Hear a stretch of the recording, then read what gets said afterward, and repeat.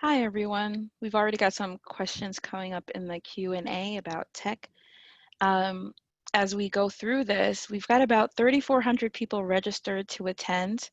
And with that level of people, that number of participants, will not be able to really interact with each other via chat. So if you are used to being in a Zoom meeting and you don't really see a lot of the same functionality that you usually have, that is to help us kind of stay focused on the webinar, stay focused on the content. Um, just that there's too large of a group to really be able to chat and to interact with other participants. So what we're going to do is use the Q&A function for mostly tech questions, for pretty much for only tech questions. There won't really be the opportunity to go deep into questions about the content. So you may notice that your video is muted, your audio is muted, and that's just to make sure that you can actually still um, participate and maybe have crying babies in the background, which is totally fine. We totally understand in the time of COVID, chances are a lot of us are both trying to do equity work and then also trying to be present in this webinar. So I really appreciate the time that y'all are taking out of your day to be here and to do this work. So I'll get started. This is Teachers on the Frontline, Dismantling White Supremacy from Within the Classroom. I am very excited that you're here. You may, if you put a question in the Q&A around tech, you'll be getting a response from Melissa Garrett, who's here providing tech support for those who are who need support in that way. I'm Marcia Davis. I'm the founder and principal consultant at Davis Squared Consulting. And before I even launch into who I am, what I really want us to focus on right now is this image of this young Black boy with a mask saying, "We are not a threat." Part of the reason I think this work is so important is so that Black students can feel comfortable in the classroom, can feel safe in the classroom, and can be able to achieve and live into their fullest potentials in our classroom. The work that we're going to do today, I will be using examples of classroom teaching kind of as my foremost example, but I think the information here is useful for educators across the board, from early education to college. So welcome to this talk. So I want to share a little bit about myself. I am an educator, facilitator, and racial equity consultant. I provide racial equity consulting and executive coaching for folks in mission-driven organizations. I also have set up some self-paced online lessons for folks who want to dive deeper into what we talk about today on Teachable, so davissquared.teachable.com. And just from a logistical standpoint, you don't, if you're the kind of person who takes notes, that's great, but you really don't need to worry about that. The recording of this session will be sent out to all those who've registered. So you'll be able to get a chance to see these notes and hear this talk later on, and maybe when you have a little bit more time to dig in deeper. So I think the most important part of my career, the most important thing you need to know about me is that I'm a former classroom teacher. Sure, I'm a racial equity consultant, but for those of us who work with kids, once you're a teacher, always a teacher. I originally taught high school biology, both freshman and advanced biology, and my most recent job in the classroom was as the science department chair for a charter school in Brooklyn, teaching predominantly Black and brown kids. And these kids are still in my heart. In fact, I have some of the art that they've given me posted up on my wall.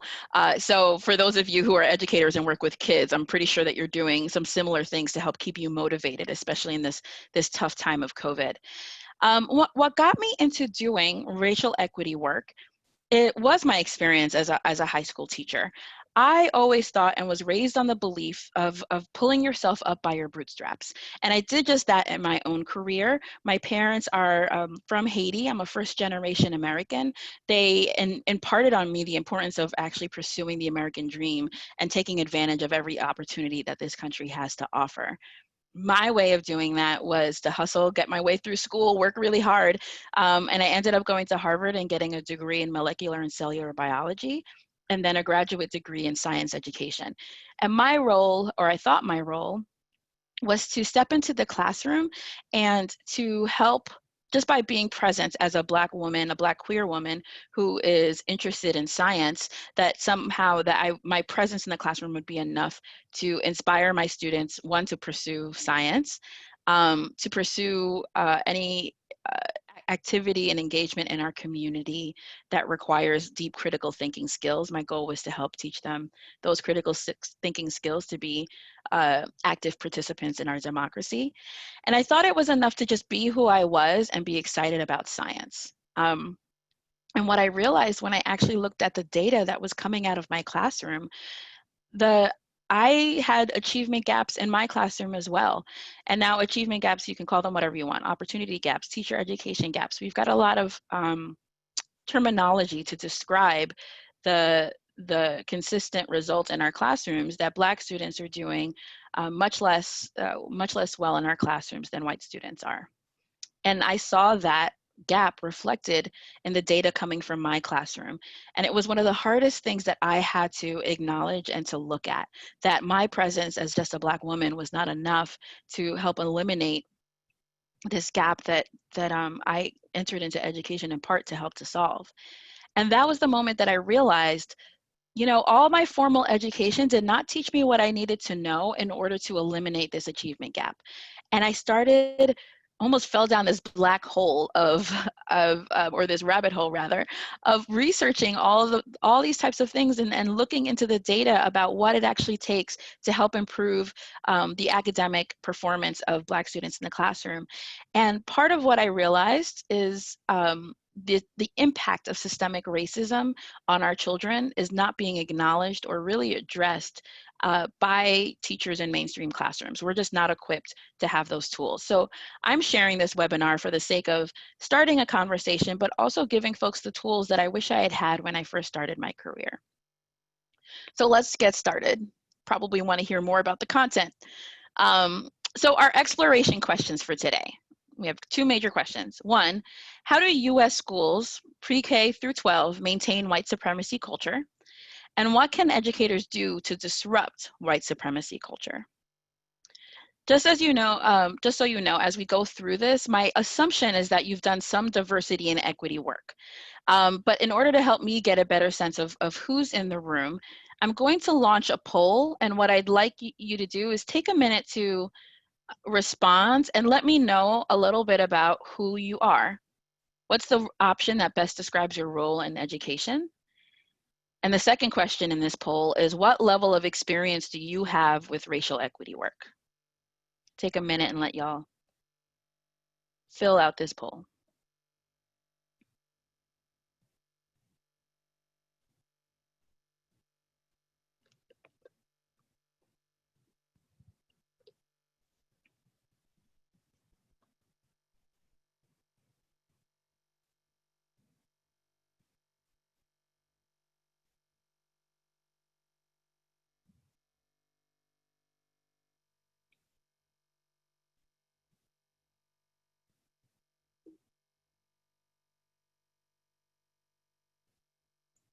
All right, about 80% of y'all have voted. I'm gonna leave this open for about another minute.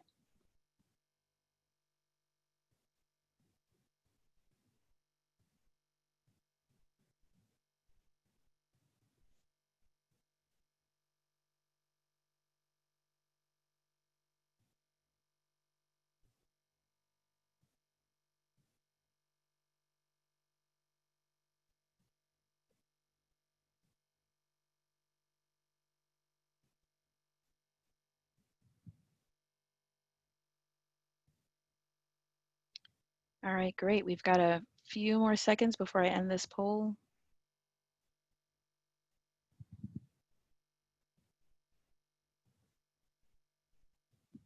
If you're having any trouble accessing the poll, as a reminder, the Q&A is the place to put any questions you have about tech.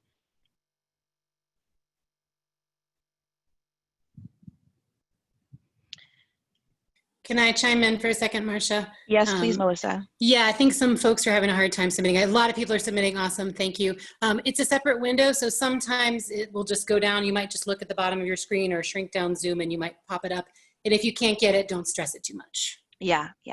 I think the other thing is it won't let you submit if you only selected an option for one question. So you actually have to answer both questions before you are allowed to submit.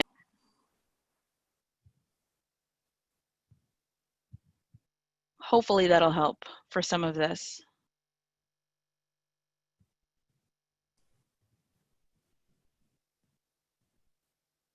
Okay, great.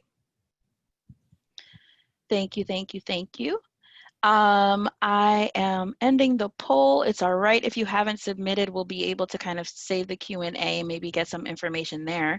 I'm going to share these results really quickly just so you can see who's in the room. I am so excited to see that most of us are actually classroom teachers.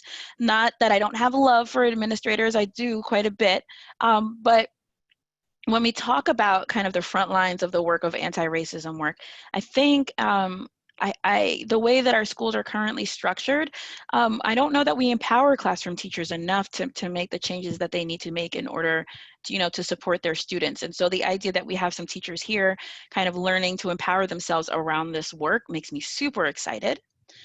And in terms of the level of experience that folks have with racial equity work, it looks like most of us have done some work with racial equity, but are struggling to apply what they know. Great place to be in for this workshop. For those of us who are classroom teachers, you may have heard about the idea of teaching to the middle third. And that's definitely where we're going to be in terms of where this webinar will be. So for those of you in the middle third, you're right there. And for those of you who are new to discussing, I'm hoping there's some seeds here that will kind of invigorate your anti-racism work. And for those who've already done extensive work, I'm hoping that there will be some content here that you can really get from this experience. So let's get started. I love to say let's get started a lot. There's something about that makes me make me feel like I'm back in the classroom getting kids ready for a lab. So let's start off by talking about some foundational concepts, especially if you've done some diversity, equity, and inclusion work in the past. Chances are you've got some definitions in your mind that you're working with. What I've seen in my work is that all these definitions are all a little different, and sometimes that makes it a little confusing in terms of applying these concepts. So I want to give you a framework, some guiding questions to help us apply these terms: diversity, inclusion, and racial equity. So these questions are not actually definitions. What they are guiding questions to help us kind of play with these concepts in different circumstances. So diversity, the big question that I think diversity is really calling us to ask is, who is in the room? What's the demographic of the people in this room? Of course, diversity addresses a wide variety of the human experience, but in this particular webinar, we're going to focus on racial diversity. In terms of inclusion, the guiding question there is, whose voice is heard in the room? But racial equity is asking a more nuanced question. Who has the power to determine what happens in the room? Let's take a look here. Racial diversity, often when we think about it, and definitely in our marketing materials, often includes pictures like this, right? Where we have maybe a small amount of children of color in a sea of white children, and we use that as a way to encourage both white parents and Black parents and non-Black parents, people of color, to buy into the idea that the space that we're creating is really diverse. Now, when we first started doing diversity and equity work in the mainstream US culture, a lot of this was burgeoning in 1960s and 70s, and the concept of diversity was where a lot of the focus was put. The idea being that if we have more diverse spaces, then all of our children will succeed. I think now that we're hitting 2020, we're watching the way in which our culture is responding to acts of white supremacy. And I think we're starting to realize on a mainstream public level that this conversation about racial diversity just isn't enough. Because at the end of the day, racial diversity is asking just the question of who is in the room. And the reality is that this picture has about as much diversity as the picture that I showed you previously. There's about one person of color in a sea of white people. And what we've realized over time, both as equity consultants, as teachers, anyone who's been following kind of the mainstream diversity conversation, is that when we talk only about diversity and we're only talking about who is in the room, that tells us nothing about what the experience is of the people who are actually in the room. So then we started graduating from diversity to inclusion, thinking about racial inclusion. And this picture in particular is from a conference of tech workers. And so folks who are in IT in various contexts. And while you can't see them, the majority of the people at this conference were white men, and white men on the board, white men on the panels. However, a lot of IT workers are Black and brown because of the talents that emerge in the Black and brown community. Of course, we're in those spaces. However, we're typically not in control of those spaces. At this particular conference, women of color are standing up and speaking to what their experience is, speaking to what they hope these men of color will do in the industry to kind of make more equitable spaces for them. And we'd love to believe that racial inclusion is what we really need, or is the only thing that we really need, that it's necessary and sufficient for us to create an anti-racist environment. However, we've learned over time that that's not true.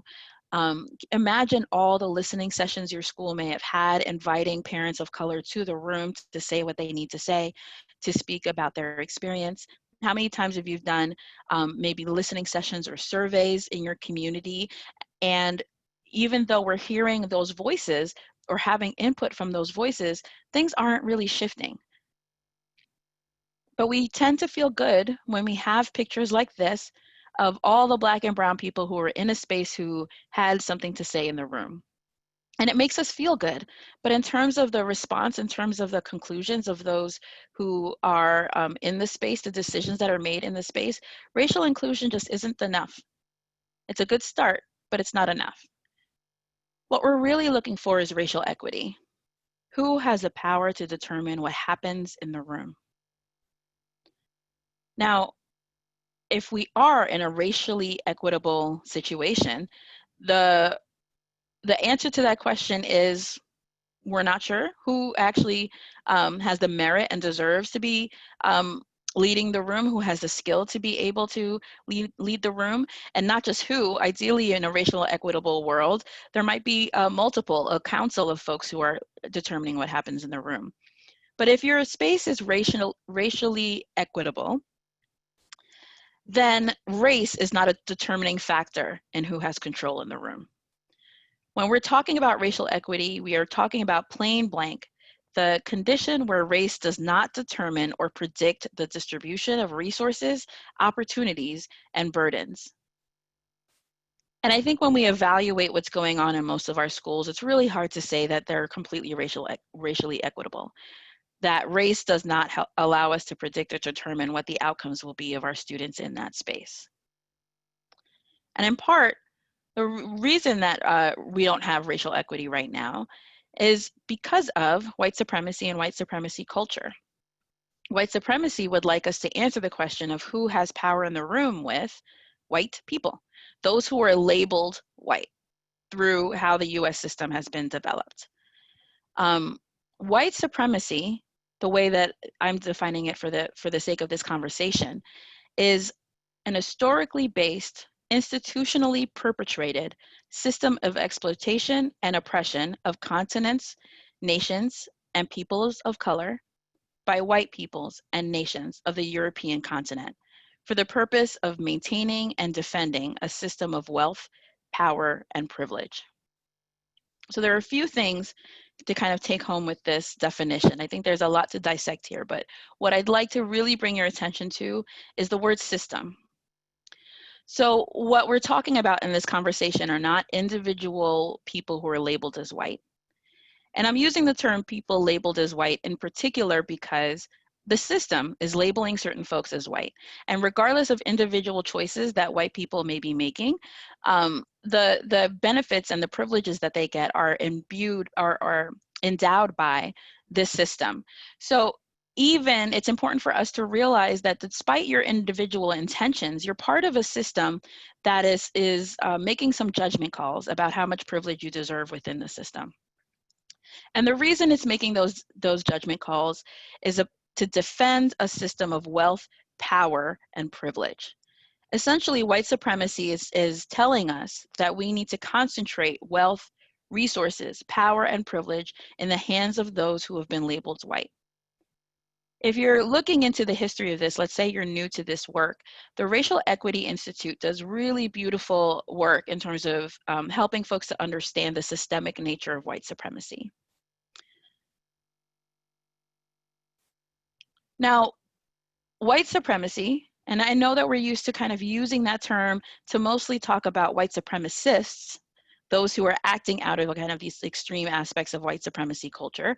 But if we're really honest with ourselves about the systems in our society, they're pretty much geared towards maintaining white supremacy culture, meaning that we're maintaining a system where folks who are labeled white are given more resources than folks who are not labeled white. And the way that we maintain this culture is by this interplay between policies and practices and behavioral norms. Racist policies and practices are policies and practices that ensure racially inequitable outcomes. I know that in our mainstream society today, we're very interested in denying that policies can be in and of themselves racist. I would say that given the pretty regular data that comes out of every institution and every system in the United States, there's a consistent result where Black people are at the bottom of that, of any of the outcomes in any of those systems. And so it's hard for me to believe, especially because I am a Black person who lives in Black communities and has seen the brilliance and the wealth that exists in these communities. It's hard for me to believe that that's all the fault of Black people. There's pretty consistent data that lets us know that there are systems in place that kind of ensure those racially inequitable outcomes. I'm thinking in particular about redlining. That's a wonderful example. You can learn a little bit more about redlining in a course on the Teachable site that I mentioned earlier. So I won't go too far there. But these racist policies and practices aren't the only things that maintain white supremacy culture. What also maintains these outcomes that we're seeing on a regular basis are behavioral and societal norms that encourage us to support the status quo. And the status quo in the United States is white supremacy. Now, when I talk about the idea that there are behavioral norms that encourage us to support the status quo, what I mean by us are just all Americans, folks who are in the living and breathing the air of the American culture and system.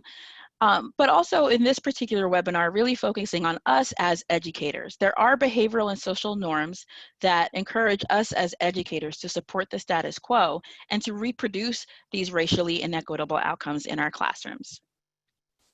So let's kind of look a little bit deeper into what those norms are. Now, these norms were identified by a researcher, Tema Okun, and her work is documented on dismantlingracism.org, and I'd really encourage you to dive deeper into that. What we're going to focus on here is she's listed a series of traits of white supremacy culture that help to support the idea that white people are supposed to be at the top of the system and Black people are not. And what I find interesting about her work is you would imagine that white supremacy culture would be full of things that specifically deal with race, specifically speak to race. The myths that we have in our culture, Black people are lazy, Black people aren't working at hard, et cetera, et cetera, et cetera. Now, what she has identified is that white supremacy culture is actually supported by all these more nuanced traits that we enact in our society and in particular our classroom. One of the ones I want to point out is this concept of objectivity. So objectivity assumes that that it is possible for someone to look at a situation in a completely unbiased way. typically, when folks are leaning into this trait of objectivity, what they define as unbiased is typically the perspective of the white people who are in the room.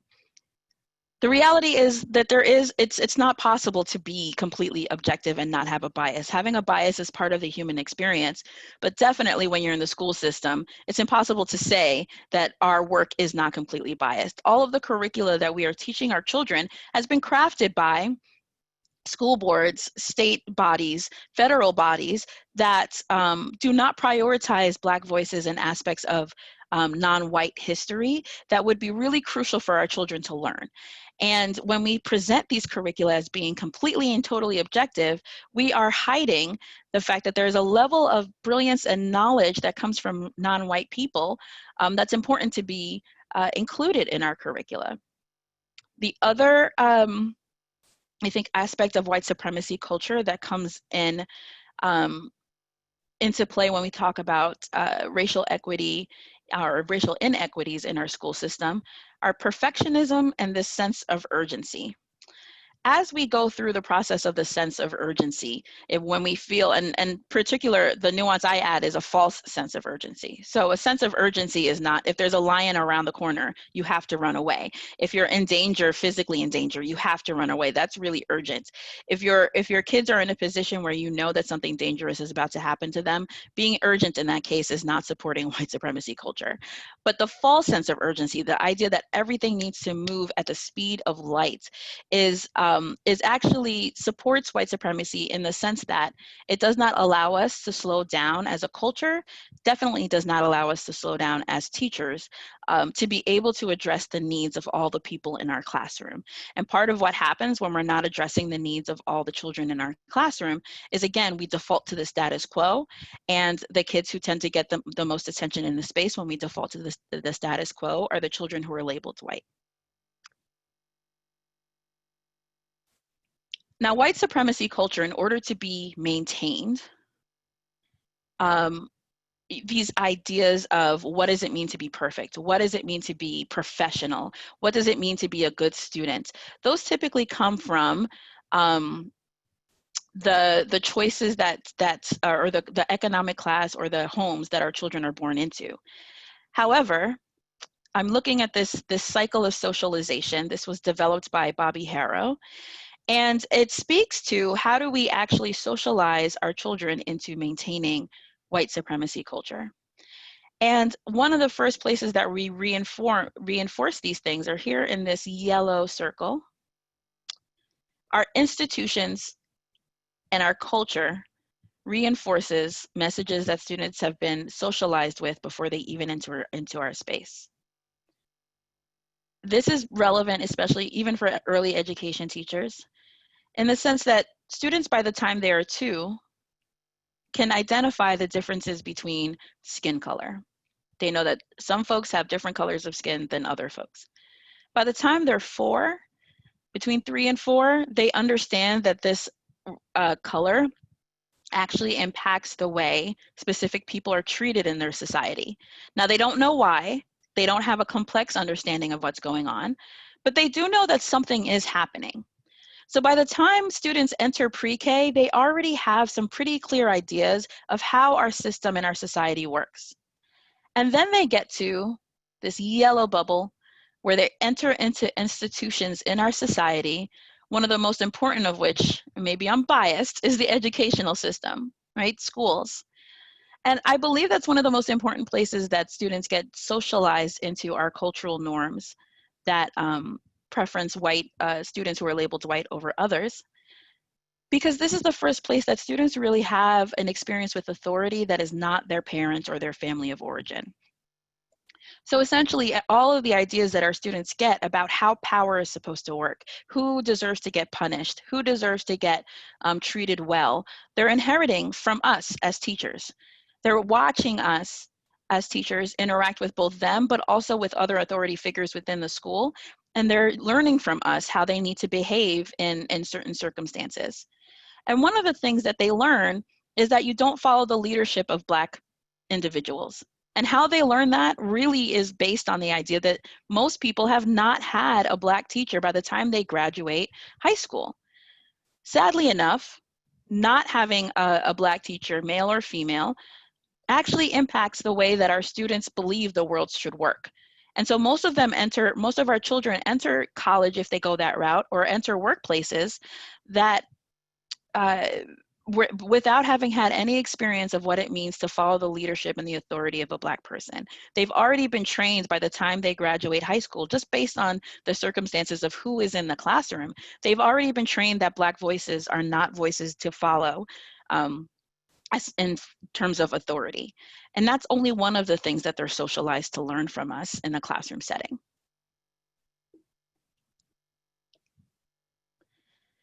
Now here's a fuller list of what our children are learning from us.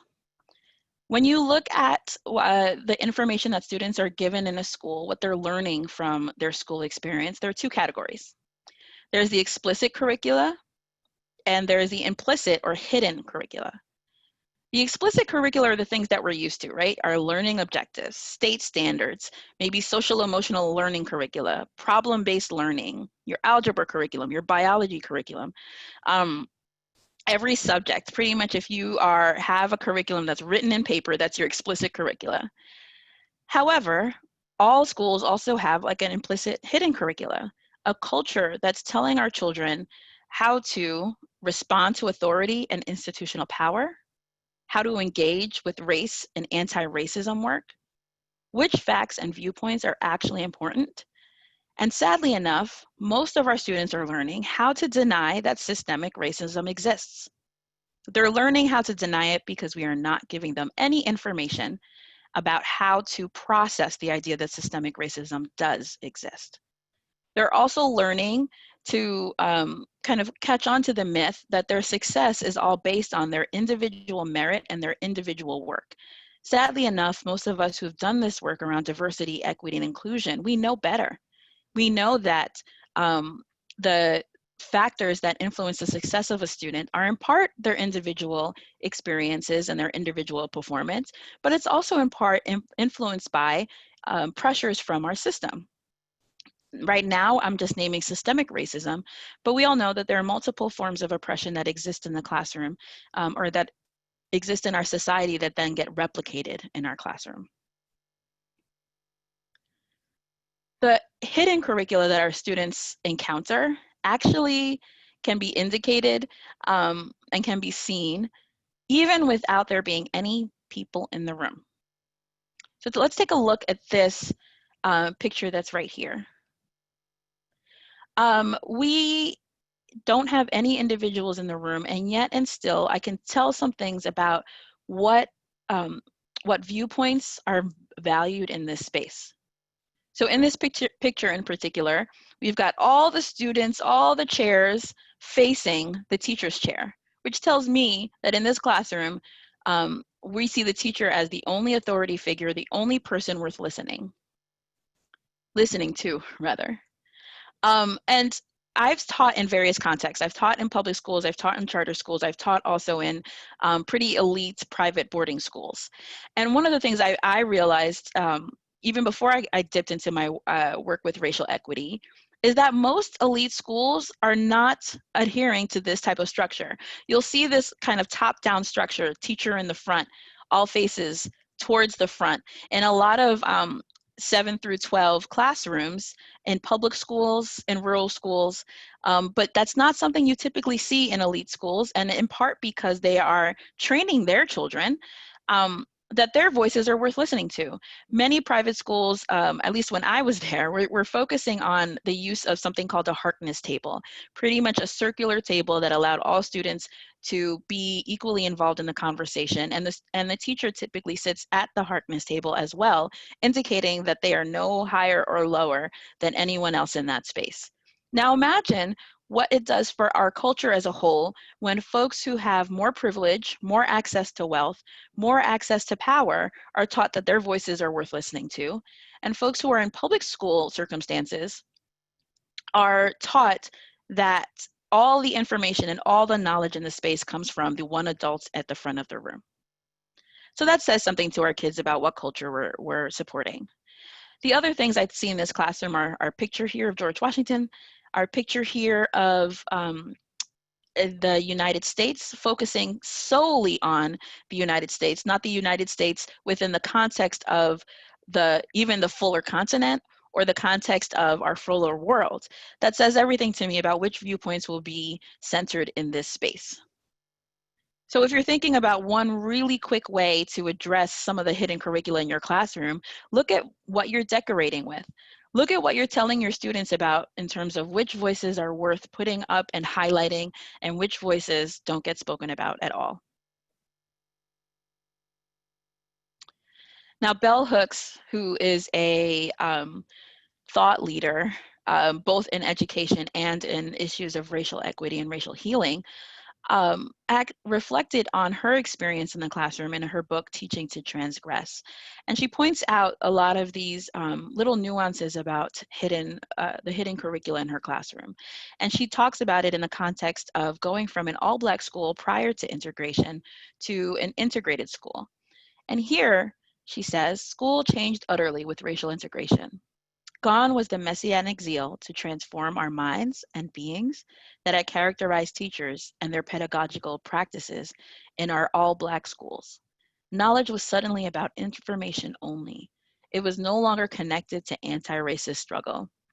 Bused to white schools, we soon learned that obedience and not a zealous will to learn was what was expected of us. And this is coming from one of the greatest minds of our culture. And this isn't an argument against integration. What it is an argument for is for us to acknowledge that something was lost in the process of racial integration that may be leading to the data and the outcomes that we're seeing in our system today. One of those outcomes is a well-documented phenomenon called stereotype threat. Stereotype threat is a socially premised psychological threat that arises when one is in a situation or doing something for which a negative stereotype about one's group applies. Now, the way this really shows up in academic circles is that Black students, in addition to LGBTQ students, in addition to female students, tend to perform poorly on exams that are linked to the negative stereotype about their group. So for Black students, pretty much the negative stereotype is that they will do badly across the board academically. And so they do. They live into that. They live into that culture that we tell them exists. Women, typically the expression of stereotype threat is that they will perform lower in response to the anxiety of living into that stereotype. They will perform lower on math and science exams, just in response to the negative stereotype in their mind. Now, here's the thing, you can actually mitigate this result by acknowledging the negative stereotype and letting your students know that you believe that they can do better and that you know they can do better based on your experience with them in the classroom. Researchers have found that pretty much all it takes to get rid of stereotype is to let kids know, hey, I know that sometimes a lot of Black kids are labeled as not being able to do well on this test, but I will say, based on my experience, with most Black children, and especially you who are in front of me right now, I know that you can do better. I know that you can do better. Now that instinct, that speech, I know is something that a lot of teachers already have the heart for. And what I'm asking you to do is to start doing that work as an anti-racist strategy, specifically addressing the ways in which racism tells children something about what we predict their outcomes will be in school, and specifically addressing that you know that those stereotypes are not accurate. Not that you're waiting for the child to prove that they're not accurate, but that you as the adult and authority figure in the room already know that these myths about our children are complete lies. Let them know that you've got faith in them, not despite of the stereotypes, but because you know that the stereotypes were lies to begin with. Now, the other sad impact, or one of the other sad impacts of the way that we culturalize our students and socialize our students rather, are teacher biases, right? So because of the cycle of socialization that we as teachers have gone through, it's not as though we are coming straight out of, our master's education classes, having not had any influence by the toxic racist culture that we're living in. As humans, we are impacted by the community around us, and teachers are no different. So teachers are one of the casualties, actually, of white supremacy culture, in that despite our best intentions, because of how we've been socialized, we are still acting out behaviors that encourage racist outcomes. So one of those teacher biases, documented in 2016, is that Black students are 54% less likely than white students to be identified as eligible for gifted education. What this means is there are quite a few brilliant minds within the Black community that are not getting the support that they need because their teachers are having a hard time even conceptualizing them as gifted. One of the other teacher biases that has been emerging recently has to do with school suspension. The Black girls are 6 times more likely to be suspended than white girls are. And in part, that's part of a larger phenomenon called the school to prison pipeline that we won't dive into here, but is definitely an interesting place for you to dive into if that's something that you're interested in. One perfect example of the school to prison pipeline is a child right now in Michigan who's been imprisoned, put into jail because she did not complete her homework. She did not complete her homework, and in part the judge has resisted actually letting her out of jail because she says, well, the child was already on probation for being in an altercation with her mom, and she violated her probation by not doing her homework. So we are keeping her jailed because we're not sure that she will still allow her mom to be safe. Essentially, the judge was afraid that this child would not be able to hear things like no cell phone without actually engaging in a fight. Now, I will say in my experience, again, both in high elite schools and in local community schools that are poorly funded, my experience has been that these types of altercations and kids acting out actually happens across the board, regardless of socioeconomic status. I've been at schools where they had to deal with students stealing iPhones from each other. They had to deal with 9th graders selling drugs on campus. And still, we don't have the same level of punitive discipline in those elite schools that we have in our public schools, in part because of our biases towards the different students that we deal with. There's an assumption with elite students, and I'm using elite as kind of code for kind of wealthy students in these more private schools and independent schools, that our students are pretty much acting the same way across the board, but the assumption that teachers are making in the more elite schools is that, students will be students. They're making some mistakes, but we will definitely never involve law enforcement in these issues unless it's absolutely necessary. However, in public schools, with students who are lower socioeconomic status, we have this assumption that it makes sense for police to be paroling our classrooms, for discipline issues to not just be teachable moments, but actually are the first moment that a child starts to engage with the law enforcement system. Now, in light of all the things that I've shared, it's really hard to argue that the achievement gap that we see is some kind of anomaly. So when we tell this narrative that schools are failing our students, that we are seeing these achievement gaps because schools are not working hard enough, I don't believe that that's true. I believe that what's actually happening is that the achievement gap, the opportunity gap, the teacher education gap, whatever you want to call it, is a predictable outcome of institutions that are designed to prioritize the success and power of people who are labeled white. When you see consistent data from a particular institution across the board, across the nation, it's hard to believe that the achievement gap is just some accident that happens, despite our best intentions. We have to start looking at these results as actually being part of a larger system, and keeping in mind that schools are just one part of the larger systems that are in play within our society, within American culture, we have to acknowledge that schools are playing a pretty vital part in maintaining white supremacy culture across the board, in part because of how we are predictably producing these racist outcomes. Now, most of our approaches to dealing with these racist outcomes is to tell kids to work harder. We ask them to take part in longer days. We ask them to take part in longer school years. We ask parents to be involved in ways that are much deeper and more time intensive than we would even ask elite parents to be involved in processes. And that approach is actually not going to fix this system. What we're doing when we focus on individual responses is we're teaching kids to accommodate and to assimilate into a system that is inequitable.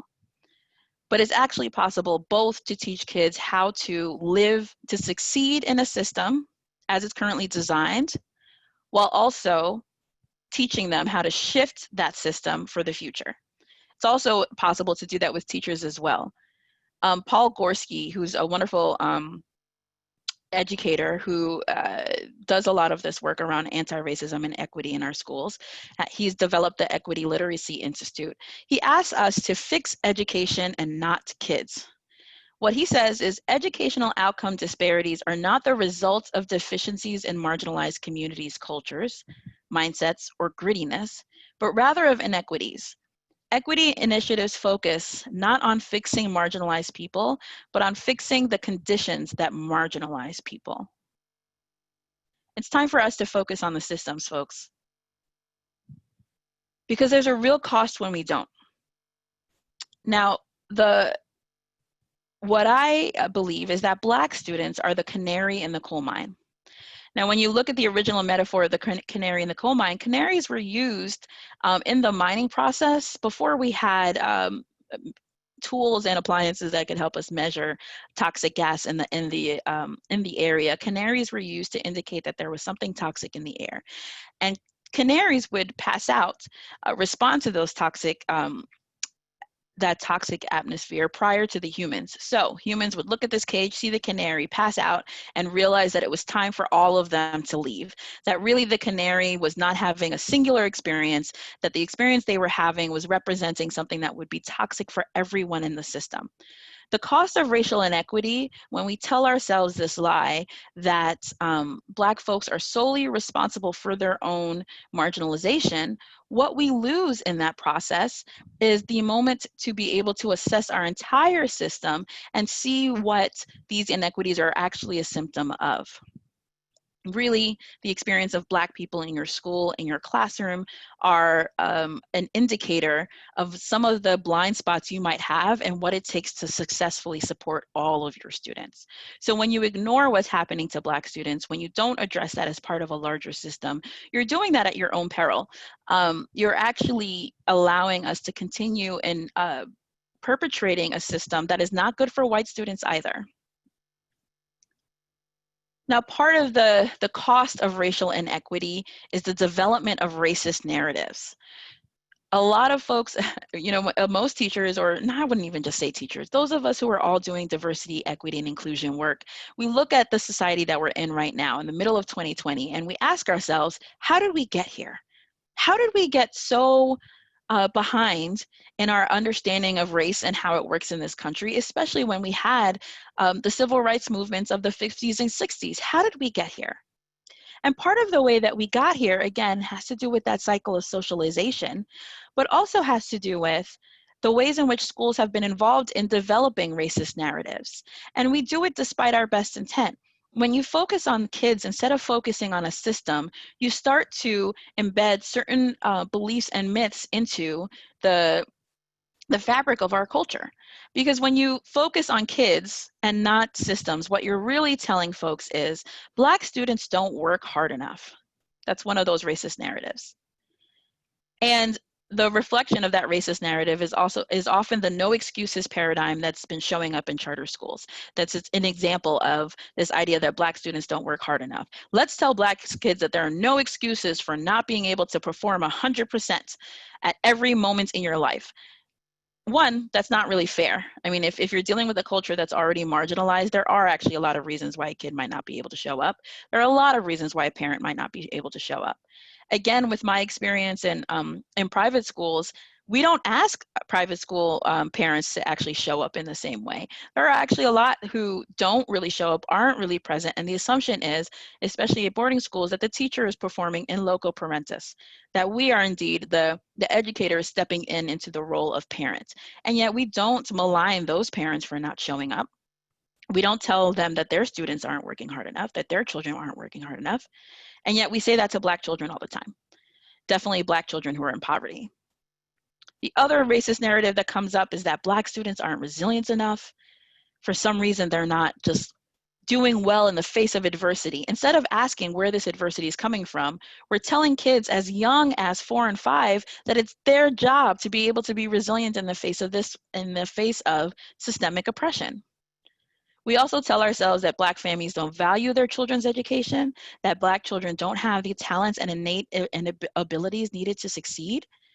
And those narratives are in and of themselves racist because we do know, especially if you're a teacher, you know that there are white parents who are in the same boat, that pretty much we have across the board, parents are behaving the same, that there's the same amount of amazing parents who are present for their children at all times, both in the white community and the Black community. So this is a myth that we're developing about these kids. And essentially, I'm using that in particular because that's the language that a lot of teachers use. These kids are not working hard enough. Instead of asking ourselves, have we even given kids the value proposition of what school is? Have we given them a reason to work hard enough? Especially if you're in a school in an impoverished area, kids are looking around at their society and they're seeing that education really isn't making a huge difference in what their lived experience is. So what's the unique value proposition that schools are offering? We're making this assumption that that schools need to somehow not convince students that they're a useful organization. And the reality is students know better than us that what we're teaching them may not be what they need for success in the real world. So simply explained, we watch kids, Black kids in particular, fall prey to the inequities in our system, and we tell ourselves over and over again, that's normal. That's just how that works. There's nothing wrong with the system. It's just this canary, and they seem to keep, passing out. They seem to keep having a hard time. Instead of understanding that the outcomes that are happening for our Black students are telling us a lot about the nature of the systems that we work within, and that it's our job to make sure that there are less dead canaries in our coal mine. Now, one of the side effects of the racial inequities in our work is that, oddly enough, it erases the challenges of poor white students. Some of the dog whistling language we use is urban when we're talking about poor Black students and rural when we're talking about poor white students. It's such an interesting language because there are tons of poor white students who are living in urban areas, and there are also tons of Black students who are living in poor rural areas. And yet the language that we use is kind of dog whistling that is often used to convince poor and working class white people to vote against their policies that are in their best interest. The more relevant example of that right now is Obamacare. So we are living in a time when we're dealing with COVID where it would be wonderful if everyone had the healthcare that they need in order to address these issues. And many of the states that have a significant poor white population, the administration of those states have decided not to expand Obamacare to the fullest extent. And in fact, some of these states are pushing back against the widespread healthcare for their citizens.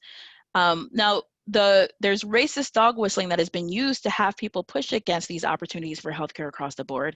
And yet, and still, one of the large folks who are being hurt by these policies are poor white and working class students, poor white and working class adults, in the sense that they do not have access to healthcare that they need, and especially in the middle of a global pandemic that's also having economic results, this can be deadly. And yet, when we were talking about Obamacare, racist dog whistling was used to help people kind of push back against that policy. And now, even in the time of COVID, racist dog whistling is being used to have folks fight against and push against some of the public precautions that we all need to use as a society to keep each other safe. When you do anti-racism work, you're actually equipping white students and families to both advocate for themselves and to form powerful interracial coalitions with Black, Indigenous, people of color students and their families. In part, the reason that works is anti-racism work then takes away the power of racist dog whistling, so that when you're doing this work, you're helping poor and working class white citizens to understand that when they start to hear this racist dog whistling, when they start to hear these racist concepts, they can push back against it because they understand that these concepts are there in part to prevent interracial coalitions. Now, I hate being part of diversity and equity and inclusion seminars that don't give you any solutions, that leave you feeling sad and alone. And we're going to do here. There actually is a lot of hope. I think because schools are such a valuable part and such a powerful part of building our country's culture, what that means is that you're in just the right position to shift things, right? The way that we need to do that is to actually teach for the culture we desire. We can't expect for children to raise themselves and to become anti-racist adults if we have not given them those skills in their formative years. And teachers are at the front lines of the battle for an anti-racist future. Y'all are in just the right place to be able to make the shifts we need so that in 20 years and 50 to 60 years, we're not coming back and seeing the same uprisings that we're having now, that we're not battling the same things that we're battling now, because we've built a culture of students, both white and Black and people of color, that all know how to enact their role in society to combat some of the racist systems that are at play. And here are the teaching strategies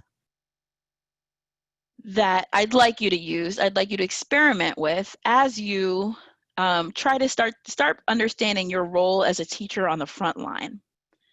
We've got four strategies here. One, speak the truth and say it plain. I'll explain more about that in a second. Two, model anti-racist uses of power. Three, do your internal anti-racism work. Now, this isn't, a teaching strategy in the strictest sense, except that for most of us who are educators and work with children, this is a vocation for us. For most of us, this is not a 9-to-5 job that we're just doing for the money. For most of us, this being a teacher is just so far and deep into your spirit that you would be teaching even if there was no one to teach to. Now, what this means, because this is more of a vocation than just checking off the boxes and going home, is that your work in the classroom is an overflow of your internal work. So if you're not doing your internal anti-racism work, it's very hard for you to lead children through the process of learning anti-racism skills because you haven't done the work yourself. Now, the fourth teaching strategy is to actually explicitly teach social change skills. Now, social change skills this is kind of like civics 2.0. We used to teach our students what it meant to be part of a democracy. How do you vote? What are the structures that actually make the decisions for what our societies and our communities look like? What we can do is learn quite a bit from grassroots organizing, from civil rights organizers, in terms of how to build coalitions and build systems to allow us to make change in our society the way that we need to make change. There are developmentally appropriate ways to teach social change skills across the board. And one of the resources for that, if you're looking into need some help diving deep into this teaching strategy, is Teaching Tolerance. It's teachingtolerance.org is I'll show you the link at the end of this session, but they're a wonderful resource created by the Southern Poverty Law Center that actually has wonderful lessons that you can implement in your classroom around teaching social change skills. Let's go back to this concept of speak the truth, say it plain. Now, this is my kind of colloquial shorthand for critical pedagogy. Critical pedagogy is an approach to teaching that that says that we can increase academic achievement by teaching students the skills to battle and combat their own oppression. Pretty much being very honest about what systemic oppression looks like, how it shows up in our communities, but helping our children to understand both that they are more than what systemic oppression says that they are, that it's important for them to rejoice in their own culture and their own experiences. But that also part of their experience in the world is to break down some of these oppressions and to help their communities fight against the oppression that exists in their communities. Modeling anti-racist uses of power. This is actually the place, if you're an early education teacher, this might be the place that you want to land the most. When I talk about anti-racist uses of power, I'm referring back to the idea that teachers are the first experience that any students have with people in authority that are not their parents, right? So what that means is they're learning what it means for how a person in authority is supposed to act and react to people of different races and ethnicities. So when you model anti-racist uses of power, what you're doing is, what I'm hoping you're doing, is taking your power in the classroom and not using it in a dominating white supremacist way, not using it in a way to shut down the voices and the thought and the critical thinking in your classroom. What you're doing with your power instead is you're sharing your power with your students. Where are the places where you can allow your students to actually take part in how the classroom is being run, take part in some of the rules that are being created? And it may seem really odd to do that in an early childhood context, but you'd be surprised at how well 4- and 5-year-olds can tell you what they think needs to happen. Granted, you're still the adult in the classroom. You're still the one who has to create the boundaries to keep your children safe.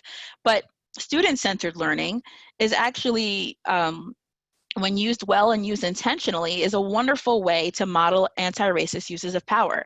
It gives students a very visceral experience in their body of what it looks like when someone is using power to support and enhance the experience of all the students in the room, versus when a teacher is using power to push the idea of obedience and compliance instead of growth, learning, and critical thinking skills. I want to focus a little bit more on speak the truth, say it plain, critical pedagogy. There is actually evidence that students succeed academically when we give them the tools to name and address their own oppression. There was actually a trend of ethnic studies programs in the late 90s, early 2000s. And these programs were shown to increase student attendance and academic achievement, not just in their ethnic studies classrooms, in their ethnic studies classes, yes, but also their academic achievement in their core subjects improved as well. Part of what was happening is students who are given the tools to name and address their own oppression all of a sudden understand and can lay bare the obstacles that have been keeping them from engaging with school in the first place. When you do this, when you actually speak to children about systemic racism, when you let them know what the oppression is in the world and let them know and understand how this may impact their experience, what they do all of a sudden is say, oh my goodness, yes, I've noticed that something was off, but adults were acting like nothing was wrong. When you're engaging in critical pedagogy, you're acknowledging with students that they are actually having an experience where society is pushing against them in ways that are oppressive and hard to deal with. Essentially, when you engage in critical pedagogy, you decide to stop gaslighting your own students and honoring the fact that they do have an experience that is very difficult and maybe a little different than the experience you have had. The academic achievement that comes along with these ethnic studies programs has convinced me that ethnic studies programs are, or at least critical pedagogy is the place for us to start attacking the academic achievement gap. However, white parents, white families, and white communities tend to push back against these types of classes. One of the most successful programs in ethnic studies occurred in Tucson, Arizona, and was banned by the state of Arizona in early 2000s because they felt like it created too much resentment against the white people in their community. So here we are, a program that has actually been shown to increase academic achievement was shut down by white parents and white family and that backlash. Not only is that a sad reality, it reaffirms to me that we have taught white parents and white families that the only way, well, we've taught white parents and white families that what they should expect from the system is a system that disempowers Black and brown youth. And they resist and they push back against any system that tries to empower Black or brown youth because they believe something will be stolen from their children. It's time for us to help people to understand that all of us succeed as a society when we put the needs of Black and brown students in the center of all the work that we are doing. We actually build stronger systems and engage more students when we're being more thoughtful about the oppression they face. Most of you are part of systems right now who are deciding what to do in the face of COVID and how to make sure that our students are getting the support that they need in this process.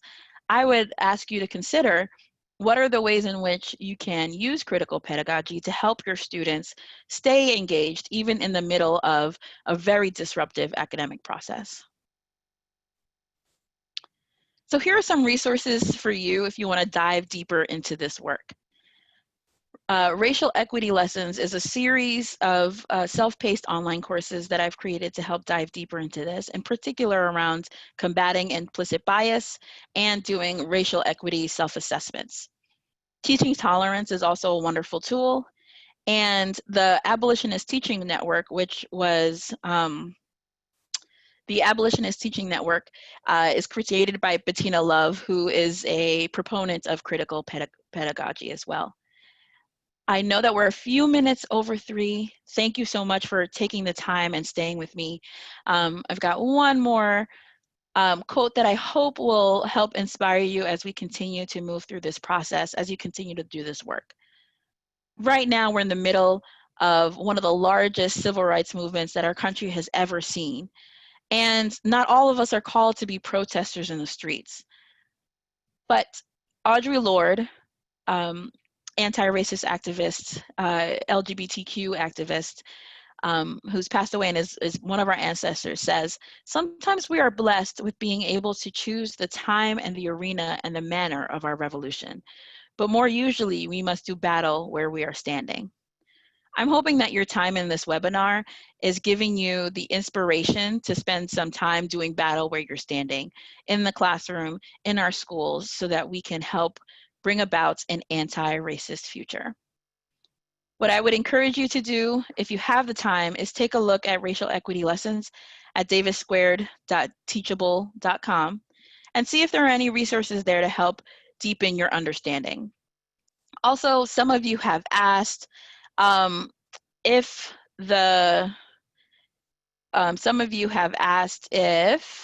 I'm getting distracted by the Q&As. I have some really specific questions, if that's okay, Marcia. Yes, go for it. Folks have asked if it's okay for them to share the link with their colleagues at schools. Yes, perfect. That was the one I meant to answer. Thanks for reminding me. Yes, yeah. It is totally okay to share the recording. So what you will get in the next 2 to 3 business days is a link to the recording. Please feel free to share widely. The other piece is you can go to my website, davissquaredconsulting.com, and where you first registered for this webinar, the registration page is still up, and what people will get when they register is they'll have the recording sent directly to them. So if that's an easier thing to do, you can direct them to my website instead, davissquaredconsulting.com. Awesome. Somebody had also asked about, like, could they screenshot some of those amazing graphics that you had in there if they give attribution to you or to wherever you got it from? Sure. I'm thinking you mean probably, is it these graphics? If those are the graphics that you mean, there's actually a site called Black Illustrations that's specifically geared around changing clip art so we can have more diverse clip art. They have an education pack that I have found really exciting to work with because I'm kind of a nerd about these things. So that's a resource, and I would prefer if you screenshot like the clip art in particular, I would prefer that you actually go to Black Illustrations directly and pay for their work. As opposed to screenshotting my slides. If the slide as a whole, in terms of including my content, is what you wanted to screenshot, then go ahead and do that, just as long as you provide attribution and let people know that you got it from Davis Squared Consulting.